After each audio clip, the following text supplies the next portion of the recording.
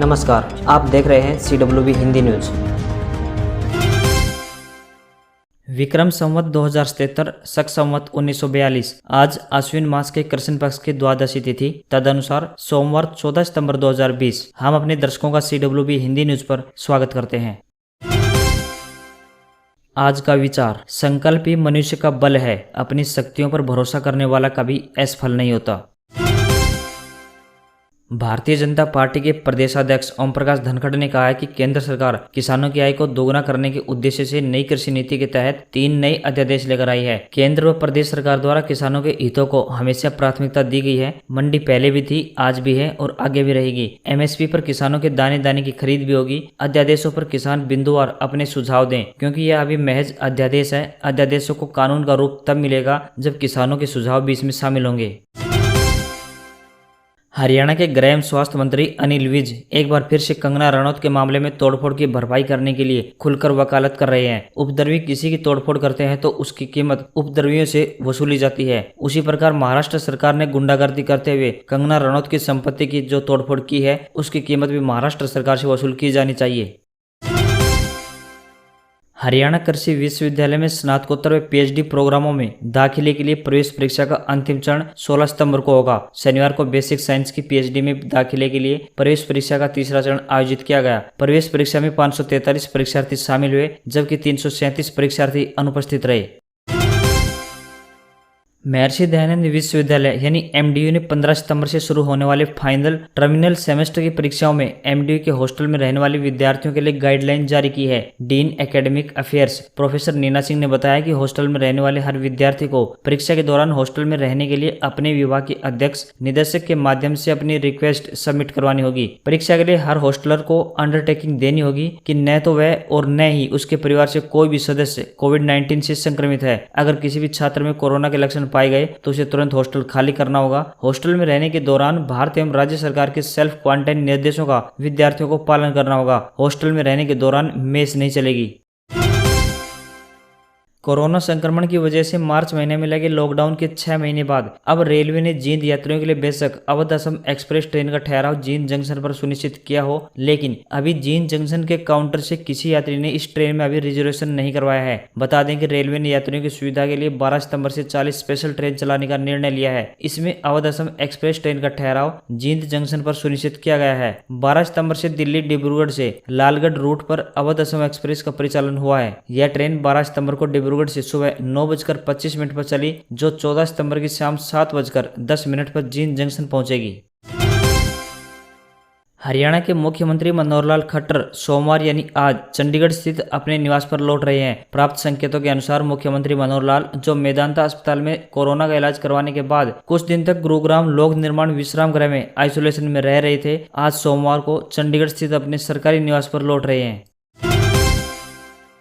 Congress high command की ओर से शुक्रवार को राष्ट्रीय स्तर पर पार्टी संगठन में किए गए बड़े बदलाव के बाद जहां कांग्रेस की सियासत में हलचल काफी तेज हो गई है, वहीं राजनीतिक गलियारों में यह भी चर्चा उठने लगी है कि कांग्रेस के बदलते स्वरूप के बीच पार्टी के कई बड़े नेता घर वापसी कर सकते हैं, जिन्होंने पार्टी में अपनी अनदेखी के चलते पार्टी छोड़ दी थी। हरियाणा प्रदेश कांग्रेस के पूर्व अध्यक्ष डॉक्टर अशोक तंवर को लेकर भी सियासी गलियारों में ऐसे कयास लगाए जा रहे हैं कि वे भी कांग्रेस में वापसी कर सकते हैं। कोरोना संकट के दौरान महानगरों से नौकरी छोड़कर आए युवाओं को चौधरी चरण सिंह हरियाणा कृषि विश्वविद्यालय कृषि रोजगार स्थापित करने में सहयोग करेगा। विश्वविद्यालय युवाओं को कृषि आधारित व्यवसाय शुरू करने के लिए प्रशिक्षण देगा और व्यवसाय शुरू करवाने तक तकनीकी व योजनागत सहयोग देगा। सरकार द्वारा कृषि क्षेत्र में 1 लाख करोड़ रुपए में से किस किस योजना के तहत युवा स्वरोजगार स्थापित करने के लिए पैसा हासिल कर सकते हैं, यह भी बताया जाएगा। विश्वविद्यालय के कुलपति प्रोफेसर समर सिंह ने कहा कि युवाओं में अपना व्यवसाय शुरू करने की काबिलियत है, लेकिन उन्हें रास्ता नहीं मिल रहा है। विश्वविद्यालय उन्हें रास्ता दिखाएगा और व्यवसाय शुरू करवाने में भी पूरा सहयोग करेगा। हरियाणा सरकार को आशंका है कि इस बार भी कहीं बाजरे की फसल के आवक के आंकड़ों में गड़बड़ी न हो जाए। पोर्टल पर जितनी रजिस्ट्रेशन बाजरे के रकबे की हुई है, कहीं उससे ज्यादा बाजरा मंडियों में बिकने न पहुंच जाए। इसी आशंका के मद्देनजर प्रदेश सरकार ने हरियाणा में बाजरे के रकबे पर अपनी पूरी नजर गाड़ रखी है। इस काम के लिए पहली बार सरकार ने 1,500 से अधिक कृषि अफसर व कर्मचारियों की फौज को निगरानी के लिए फील्ड में उतारा है। पहली बार 1,500 से अधिक कृषि अधिकारी कर्मचारी करेंगे भौतिक सत्यापन। अभी तक 10 लाख हेक्टेयर रकबे में बाजरे के फसल का रजिस्ट्रेशन हो चुका है। सरकारी और निजी कॉलेजों में दाखिले के लिए ऑनलाइन आवेदन जारी हैं। पीजी कॉलेज नारनौल में 13 सितंबर तक 1540 सीटों के लिए विभिन्न संकायों में 1036 आवेदन आ चुके हैं। वहीं महिला कॉलेज की बात करें तो 1200 सीटों के लिए 753 आवेदन आ चुके हैं। राज्य की पीजी कॉलेज में दाखिला प्रक्रिया के नोडल अधिकारी सतीश सैनी ने बताया कि दाखिले के लिए आने वाले आवेदकों के दस्तावेजों की जाँच प्रक्रिया चल रही है। दस्तावेजों की जाँच के लिए 4 कमेटियों का गठन किया गया है। दस्तावेजों में कोई कमी पाई गई तो रजिस्टर्ड मोबाइल और ईमेल पर सूचित किया जाता है। विद्यार्थी आवेदन के बाद एसएमएस के लिए सतर्क रहें। त्रुटि का एसएमएस मिलने के बाद तुरंत दोबारा से अपलोड करें। दोबारा से अपलोड नहीं करने पर आवेदन रद्द माना जाएगा। प्रदेश में 2526 नए केस आए सामने, कुल आंकड़ा 93,000 के पार। 19 मरीजों की कोरोना से मौत। प्रदेश में 319 मरीजों की हालत बनी नाजुक। 276 को रखा गया है ऑक्सीजन पर। अभी तक प्रदेश भर में 72,857 मरीज ठीक होकर घर लौट चुके हैं। 21 सितंबर से हायर एजुकेशन इंस्टीट्यूट खुलेंगे। स्वास्थ्य मंत्रालय ने जारी की गाइडलाइन। दूसरे शहर से आने पर 14 दिन क्वारंटाइन होना पड़ेगा। एंट्री से पहले सभी की स्क्रीनिंग होगी। मंत्रालय ने कहा, इंस्टीट्यूट खोलने से पहले हायर एजुकेशन डिपार्टमेंट से सलाह लेना होगा। इंस्टीट्यूट में बनाए जाएंगे क्वारंटाइन सेंटर। क्लास से पहले परिसर को सैनिटाइज कराना होगा। फ्लाइट में फोटोग्राफी पर डीजीसीए का यू टर्न। फ्लाइट में आप फोटोग्राफी वीडियोग्राफी कर सकेंगे, लेकिन गैजेट्स का इस्तेमाल नहीं कर सकते जिससे विमान की सुरक्षा को खतरा हो। मामला इंडिगो की फ्लाइट से जुड़ा हुआ है, जिससे कंगना 9 तारीख को चंडीगढ़ से मुंबई आई थी। इस दौरान फ्लाइट में ही मीडिया ने फोटोग्राफी और वीडियोग्राफी की थी। भारत चीन सीमा विवाद। लद्दाख के स्पांगुर गैप में चीन ने टैंक और तोपें तैनात की। दोनों देशों के सैनिक आमने सामने। लगातार 6वें दिन बैठक बेनतीजा रही। भारत और चीन के बीच लद्दाख में मई से तनाव बना हुआ है। 29-30 अगस्त की रात को चीन के 500 सैनिकों ने पेंगोंग झील के दक्षिणी छोर की पहाड़ी पर कब्जे की कोशिश की थी, जिसे नाकाम कर दिया गया। इंग्लैंड दूसरा वनडे जीता। ऑस्ट्रेलिया 24 रन से हारा। 2019 वर्ल्ड कप के बाद 9 मैच में छठी शिकस्त। 3 मैच की सीरीज 1-1 से बराबर। इंग्लैंड के लिए क्रिस वोक्स, जोफ्रा आर्चर और सैम करन ने 3-3 विकेट लिए। आखिरी विकेट आदिल राशिद ने लिया। इंग्लैंड ने टॉस जीतकर 9 विकेट पर 231 रन बनाए। कप्तान मॉर्गन ने सबसे ज्यादा 42 रन बनाए। ऑस्ट्रेलिया 48.4 ओवर में 207 रन बनास का। कप्तान एरॉन फिंच ने 73 रन की पारी खेली। सीरीज का आखिरी और निर्णायक वनडे 16 सितंबर को मैनचेस्टर के ओल्ड ट्रैफर्ड में खेला जाएगा। भारत की Hyderabad based tech company Intense Mobi private limited ने ऐसा नेविगेशन ऐप तैयार किया है जो आपको रास्ता दिखाने के साथ साथ सड़क पर आने वाले गड्ढों, जलभराव, ट्रैफिक, ब्रेकर, स्पीड कैमरों जैसी कई बातों का अलर्ट देगा। इस ऐप को गूगल प्ले स्टोर से डाउनलोड किया जा सकता है। फिलहाल ये बीटा यूजर्स के लिए उपलब्ध रहेगा। रोजगार का मौका। त्योहारी सीजन से पहले 30,000 अस्थायी नौकरियां पैदा करेगा ईकॉम एक्सप्रेस। 10 अक्टूबर तक होगी हायरिंग। ईकॉम एक्सप्रेस के सीनियर वाइस प्रेसिडेंट सौरभदीप सिंगला का कहना है कि यह नौकरियां केवल मेट्रो सिटी या टियर 1 शहरों में ही नहीं दी जाएंगी। कोविड-19 के कारण त्योहारी सीजन में ई कॉमर्स की बिक्री बढ़ेगी। दूरदराज क्षेत्रों में डिलीवरी के लिए टियर 2 शहरों में भी होगी भर्ती। एसबीआई यानी स्टेट बैंक ऑफ इंडिया ने फिक्स्ड डिपॉजिट पर मिलने वाले ब्याज में की कटौती। अब 1 से अधिक और 2 साल से कम की एफडी पर 4.90% ब्याज मिलेगा। SBI we care deposit scheme में अब 31 दिसंबर तक निवेश किया जा सकेगा।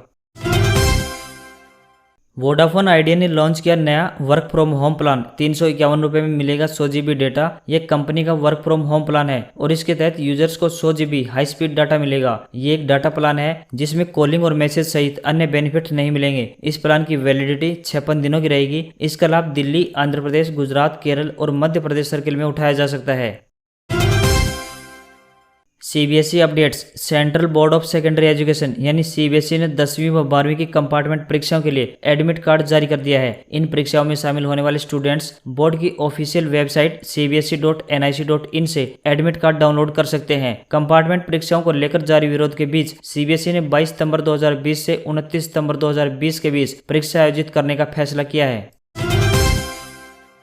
देश भर में पिछले 24 घंटों के दौरान 93,000 से ज्यादा मरीज बढ़े। 77,000 लोग ठीक भी हुए। 1140 संक्रमितों ने तोड़ा दम। देश में अब तक 48.45 लाख केस। स्वास्थ्य मंत्री डॉक्टर हर्षवर्धन ने कहा 2021 के पहले 3 महीने में कोरोना की वैक्सीन आ सकती है। देश में अब तक 79,754 मरीजों की हो चुकी है मौत। वहीं 9.87 लाख लोगों का चल रहा है इलाज। अमेरिकी कंपनियां फाइजर और बायोएनटेक वैक्सीन के तीसरे फेज का ट्रायल शुरू करेंगी। 44,000 लोगों को वैक्सीन लगाई जाएगी। दुनिया भर में 2,91,00,000 केस। दुनिया में अब तक 9.26 लाख से ज्यादा लोगों की हो चुकी है मौत। वहीं 2,09,00,000 लोग रिकवर हो चुके हैं। सबसे ज्यादा प्रभावित अमेरिका में 66 लाख से ज्यादा मरीज, तो वहीं 1,98,000 लोगों की हो चुकी है मौत। अब बात आज के इतिहास की। विलियम बेंटिक भारत में 14 सितंबर 1833 को पहला गवर्नर जनरल बनकर आया। प्रख्यात धाराशास्त्री व भूतपूर्व केंद्रीय कानून मंत्री राम जेठमलानी का जन्म 14 सितंबर 1923 को हुआ।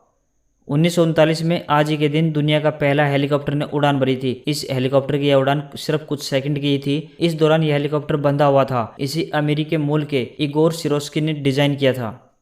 संविधान सभा ने आज ही के दिन 1949 में हिंदी को भारत की आधिकारिक भाषा का दर्जा दिया था। हिंदी दिवस प्रत्येक वर्ष 14 सितंबर को मनाया जाता है। और अंत में भारतीय अभिनेता और गायक आयुष्मान खुराना का जन्म 14 सितंबर 1984 को चंडीगढ़ में हुआ था।